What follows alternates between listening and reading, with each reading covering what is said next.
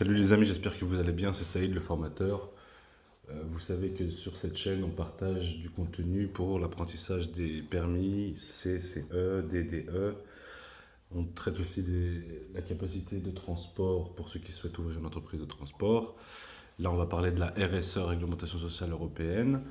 N'hésitez pas à vous abonner à la chaîne, ça donne de la force, c'est un bon référencement sur YouTube. N'hésitez pas à faire des commentaires, mettez des pouces, des likes.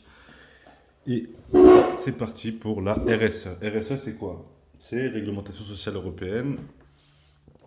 Elle s'applique à tous les chauffeurs de l'Union européenne et elle sert à harmoniser les temps de conduite et temps de repos de tous les chauffeurs de l'Union européenne. Donc c'est pour que tous les chauffeurs soient logés à la même enseigne et qu'il n'y ait pas de concurrence déloyale.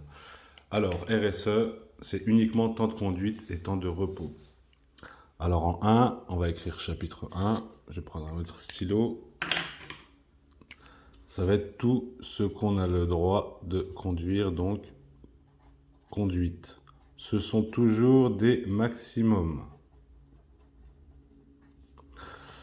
Alors, conduite en continu, un conducteur a le droit de conduire en continu sans s'arrêter. Je vais écrire en rouge 4h30.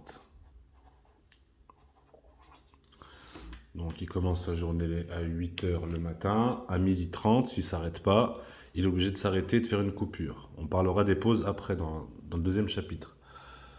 Donc conduite continue, 4h30.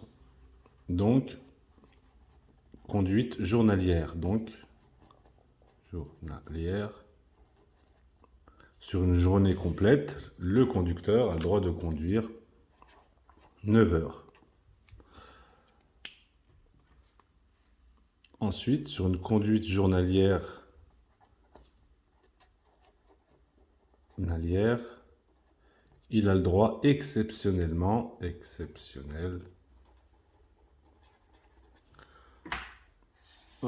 de conduire 10 heures, mais uniquement 2 fois par semaine. Alors admettons que le lundi, ils conduisent 10 heures, le jeudi, il a le droit de reconduire 10 heures, mais après, il sera toujours bridé à 9 heures par jour, dans une journée. Donc, ça c'est en continu, dans une journée, et ensuite dans une semaine, sur une semaine isolée, conduite sur une semaine isolée. Donc une semaine isolée, ça veut dire une semaine toute seule. Le conducteur a le droit de conduire jusqu'à 56 heures. Donc ça, c'est pour une semaine toute seule isolée. Par contre, conduite par quinzaine, sur 15 jours, le conducteur il sera bridé à 90 heures. Sur 2 semaines consécutives, il ne doit pas dépasser 90 heures. Alors, on peut prendre un petit exemple. Alors, nous, à savoir que la RSE, la semaine, elle commence le lundi à minuit, elle se finit dimanche à 24 heures. Donc, nous avons le droit de conduire sur 6 périodes dans le transport. 6 périodes. 6 périodes. Oh, 6 périodes. Donc c'est pour cette raison qu'il y a certains chauffeurs, ils commencent le lundi, ils finissent le samedi, ou commencent le dimanche, ils finissent le vendredi. Nous, on a le droit de conduire sur 6 périodes. C'est pour ça que 56 heures, on est bridé à 56 heures.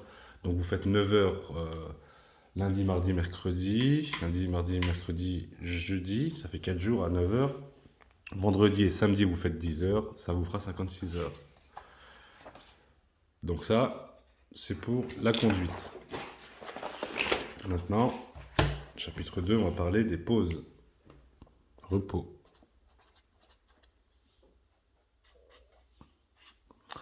Le conducteur, à l'issue de ces 4h30 de conduite, il devra observer une pause d'au moins 45 minutes. 45 minutes. Et là, bien sûr, les repos, ce sont toujours des minimums. Systématiquement, des minimums. Alors, il doit prendre une pause de 4h30. Cette pause de 4h30, s'il le souhaite, il peut la fractionner.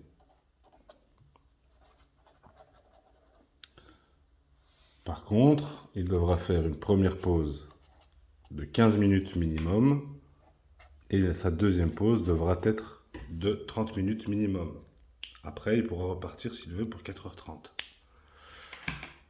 Alors un exemple concret, le chauffeur conduit pendant 2 heures, il fait une petite pause d'1/4 d'heure pour aller boire son café. Ensuite, il a le droit de conduire 2h30. Après, il devra observer une deuxième pause de 30 minutes. C'est modulable, hein. Faites comme vous souhaitez. Vous pouvez conduire 1 heure, faire une pause de 15 minutes. Et puis après, conduire 3h30 d'affilée et faire une deuxième pause de 30 minutes. Alors ensuite, là où ça va se compliquer, c'est le repos journalier à la fin de la journée. Le repos à la fin de la journée, repos journalier, alors normal, il est de 11 heures. Le repos journalier, il est 11 heures. On peut aussi le fractionner. Le repos journalier. Par contre, la première pause doit être de 3 heures au minimum et la deuxième pause doit être de 9 heures minimum. Ce qui nous fait un total de 12 heures. C'est la seule condition. Vous récupérez, vous dormez 1 heure de plus, grosso modo. Vous vous reposez 1 heure de plus. Alors ça peut arriver quand un chauffeur est à l'heure. Alors admettons qu'il soit à l'heure à son chargement, son lieu de chargement. Et puis on lui dit que la marchandise elle n'est pas prête et donc il doit attendre 3 heures. Et ben, le soir, quand il va reprendre sa journée le lendemain, admettons qu'il ait rendez-vous très tôt le lendemain à 5 heures du matin, le soir, au lieu, alors ça l'a mis en retard, donc le fait que la marchandise ne soit pas prête.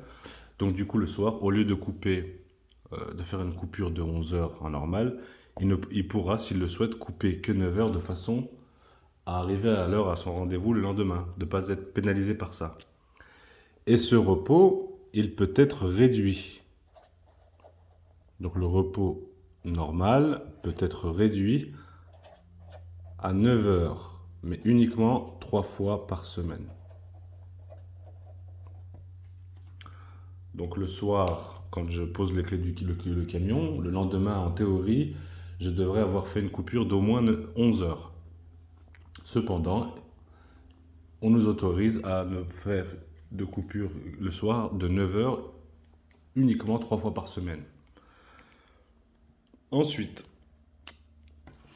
maintenant le repos hebdomadaire. Donc le week-end, repos hebdomadaire. Le week-end, un repos hebdomadaire normal, il est de 45 heures. Toujours des minimums, bien sûr.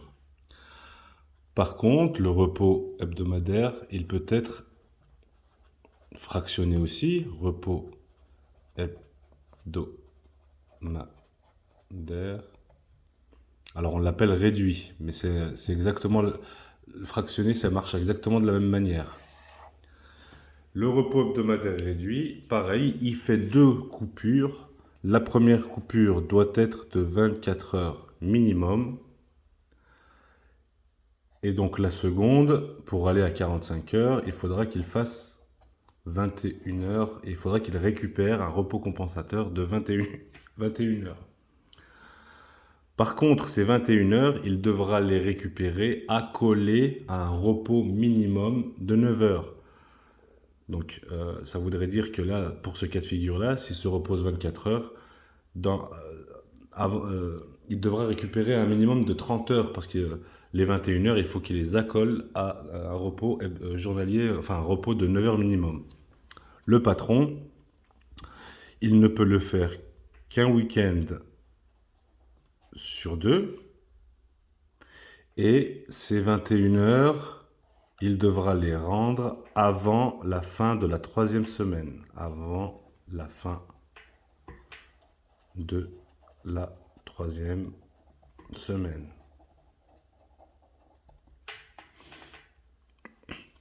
Admettons que le chauffeur, il a coupé le week-end, il a coupé 30 heures. Donc ça veut dire qu'il bascule en repos hebdomadaire réduit, sauf que 30 heures pour aller à 45 heures, il manquera 15 heures. Le patron, il devra lui récupérer ces 15 heures plus les 9 heures minimum. Donc ça fait 24 heures. Donc il devra lui donner 24 heures avant la fin de la 3e semaine en consécutif. Donc voilà pour la fiche de la réglementation sociale européenne.